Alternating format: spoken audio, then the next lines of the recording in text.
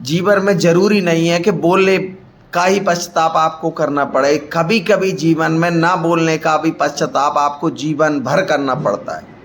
तो दोस्तों, मैं एक छोटी सी कहानी आपके पास लाया हूँ, जीवन में आपके भी काम आएगी। 2 मिनट की, आप सुन करके जरूर जाइए। तो ये कहानी है एक नौकरानी की, जो एक राजमहल में नौकरानी थी। तो एक दिन क्या होता है, नौकरानी अपने बच्चे को लेकर महल में जाती है काम करने के लिए। राजा बड़ा दयालु था, उसने कहा बच्चा ले ही आई हो तो इसको खेलने दो और आप अपना काम करो। बच्चा भाई बगीचे में खेल रहा, तो बच्चे को खेलते खेलते एक हीरा मिला। जैसा ही हीरा बच्चे के लिए मिलता है तो वो नौकरानी उससे कहती है, चुप रहो जी, कुछ नहीं, हीरा नहीं है, कांच का टुकड़ा है।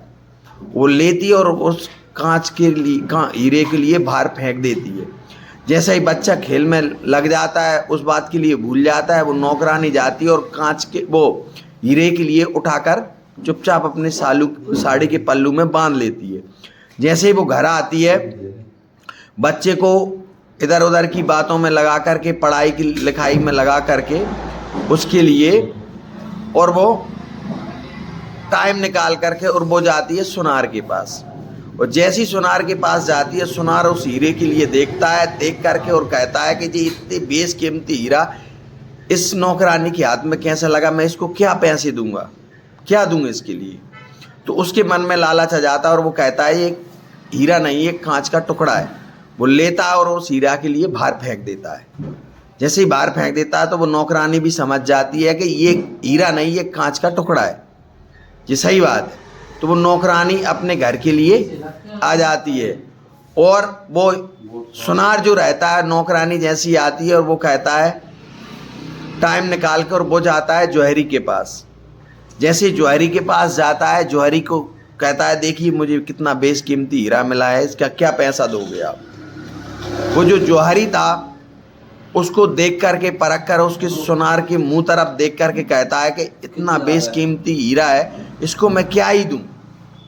वो भी उससे कह देता है कि ये कांच का टुकड़ा है। वो हीरा को लेकर के और बाहर फेंक देता है।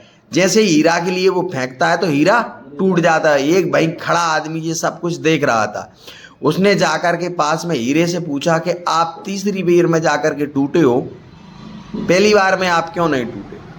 तो हीरा बहुत अच्छी बात कहता है, ये इस कहानी का सार है, आप भी सुन करके जाइएगा।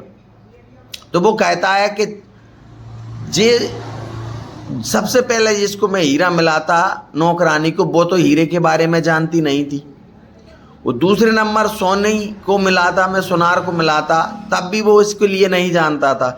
लेकिन जौहरी इसको जानता था, उसने इसको मुझको फेंका, मतलब मुझे जानते हुए भी उसकी कीमत नहीं समझी। जो अपने जानते हुए भी अपने आपसी के अपने अपनों की कदर नहीं करते, फिर आदमी अंदर से टूट जाता है, बिखर जाता है, दुखी हो जाता है, बहुत ज़्यादा दुखी हो जाता है आदमी। उनको पता है उस चीज़ की कीमत कि ये क्या कर सकता है, कितना अपने काम आ सकता है, कितना जीवन में इसने अपने लिए सहयोग किया है, लेकिन उस आदमी को अपने घर के, परिवार के, रिश्तेदार नहीं समझ पाते, फिर आदमी अंदर से टूट जाता है। तो जीवन में आप किसी को आगे नहीं खींच सकते, आगे नहीं बढ़ा सकते, तो उसका पीछे की तरफ के लिए पैर मत खींचिए।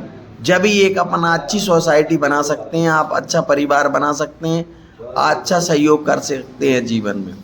तो दोस्तों, इस कहानी से ये सीख मिलती है, जब अपने नहीं पहचानते तो लोग अंदर से टूट जाता है और बिखर जाता है। जय श्री राधे, जय श्री श्याम। वीडियो पसंद आए तो लाइक शेयर जरूर करिएगा। जय श्री राधे।